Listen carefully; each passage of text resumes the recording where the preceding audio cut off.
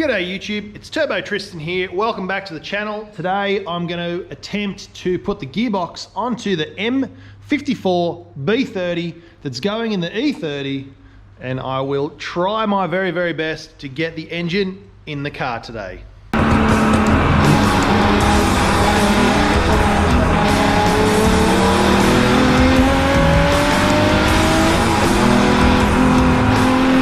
Thanks so much for tuning back in. I skipped a week of content because I didn't have anything to film, and I want to always make sure I give you guys some value and actually have something happen in the episodes. So today we are back. We've got the M54B30 engine. I have already gone ahead and torqued to spec the clutch plate. I had to use a D16 Honda installation tool, clutch alignment tool. I forgot what it was for a second, but that worked. We're all sweet to go. All the bolts are in, and what I'd like to do is mark them once I know I've torqued it all down to spec. There was a slight issue. I had to swap out the sump. Somebody over here, excuse the pile of junk and the cats,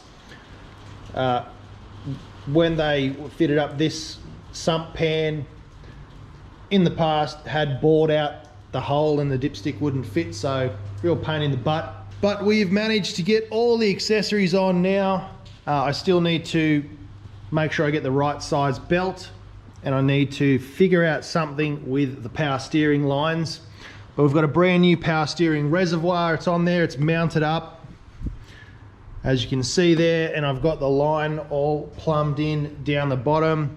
Brand new alternators on, aircon's on, all the pulleys are on. I've also had to take off the intake plenum, and what I've done is I've taken off all of the brackets and crap that wasn't needed, and I actually deleted all of the pollution gear or the plumb back breather stuff that comes out of here, and it feeds into all of these ports.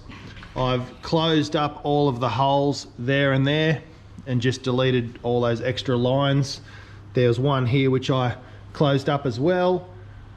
Got rid of some brackets, got rid of some crap that doesn't need to be there. So we've lightened it, we've simplified it, and we've deleted the oil return system. What I'm going to do once it's in the car is I will run this line out, probably, I think it's about a -12 hose, out to some kind of a catch can, which I'll either make or buy from Raceworks, and then run a drain back down here into the dipstick. But it'll also breathe as well. So any of the oil that comes out, which I hardly doubt there would be any, would drain back into the sump so we don't lose any, and any of the pressure will be ventilated out. So that will be an excellent solution. I may even tie it back into here so it's sucking the pressure out, which is a big benefit. But that's where we're at. The engine's going to go in today, fingers crossed. I just want to get it in, measure everything up so I can mount the gear stick, all that sort of stuff, and just check out where everything's going to go. I probably will have to take it out again to run all of the wiring, and I'm still unsure about these water lines hidden here under the intake manifold.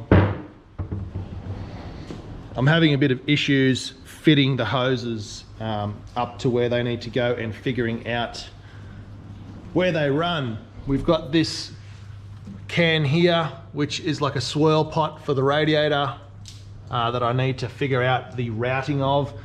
And once the engine's in, I'll also need to find a place to mount this monster fuel pressure reg and fuel filter in one.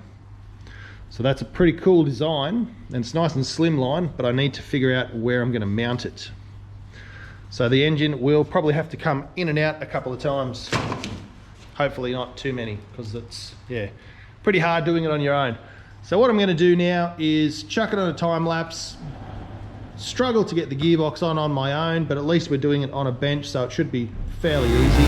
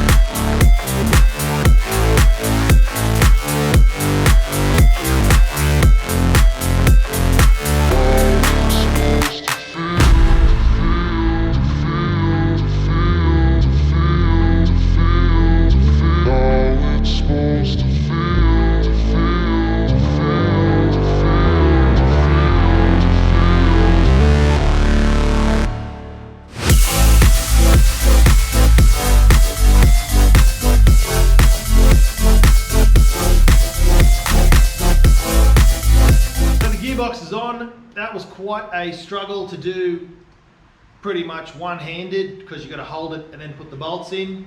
And I just found out I'm missing a part, and that's the part that goes in between the gearbox and the block. So yeah, it's going to have to come out again, and you know, I guess practice makes perfect. Pretty frustrated. And I did want to put the headers on, but that is also a bit of a mission. I'm back and forth with Brintec at the moment, just trying to resolve that small issue. But I do want to put the engine and gearbox in the car. I want to give you guys something, plus for myself, I want to have a look at it in there. Once it's in, then I can start to route and plan water lines for the go under here, the heater stuff, and also the ECU wiring, because I've got to figure out if I go through the passenger side and mount it under the dash there, or if I can route it through the original spot under the driver's side knee panel. Real short time lapse, wheel this under here, line it up, bolts in, lower the car over it, off we go.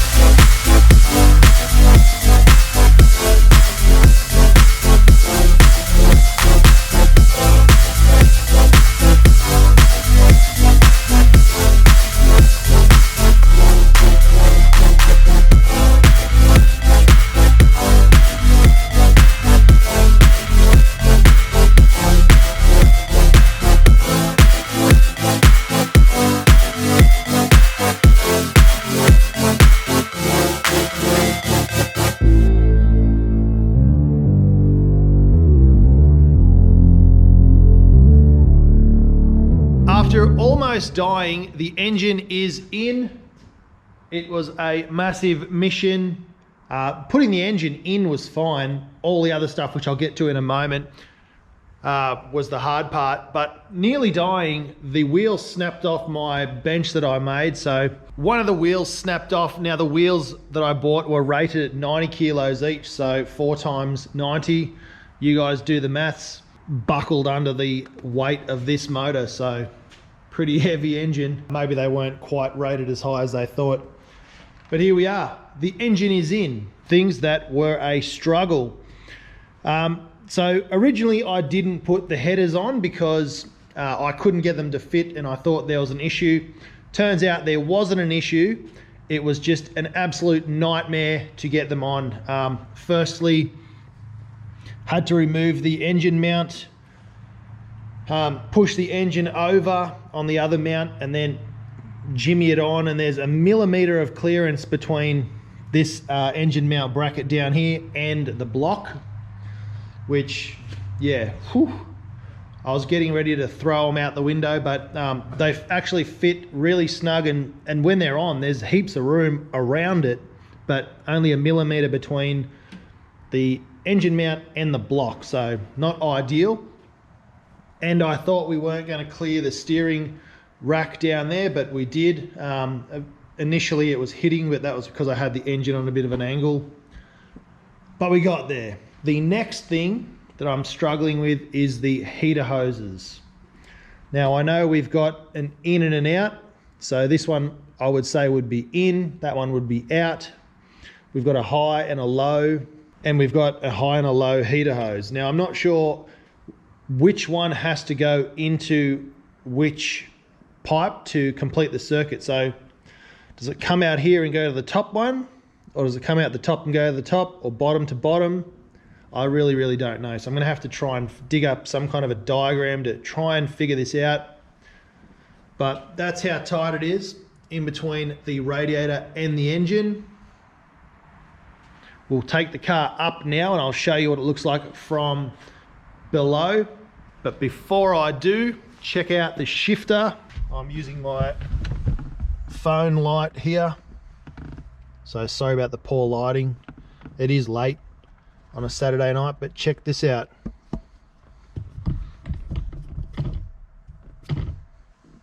Really nice.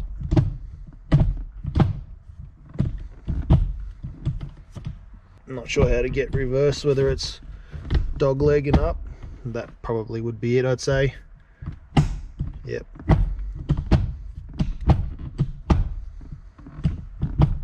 Looks a bit crooked from that angle, but I assure you that's straight up and down. The dash is on a bit of a slope. Underneath the car now, I've buttoned most things up. I mentioned at the beginning, I may have to take this engine in and out a couple of times. If I do, from now on, all I will need to do is just disconnect the ball joint here, which is not even tight.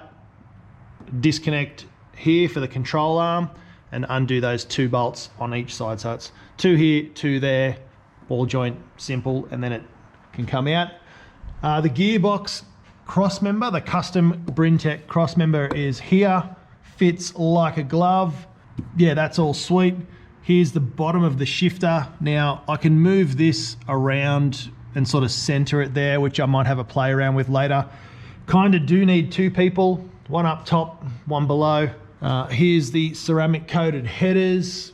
Mountains of room here. However, they are so close to the block. There's not even like a millimeter of gap there. So I'm sure there was a reason for that.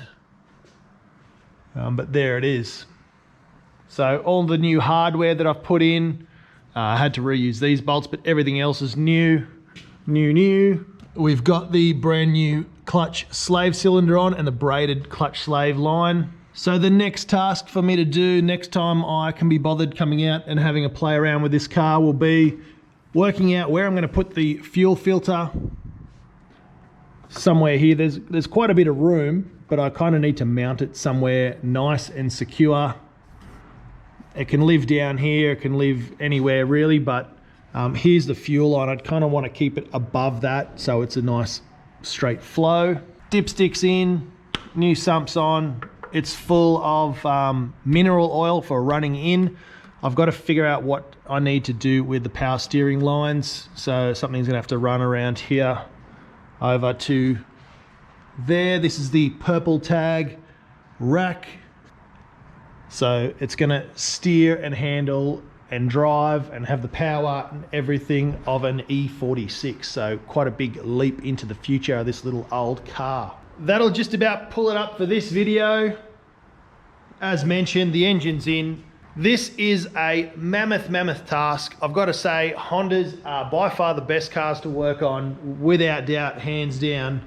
Better than Toyotas, better than Nissans, better than BMWs, and better than Holdens for working on, 100%. Everything on this car is like a Rubik's Cube. You got to figure it out.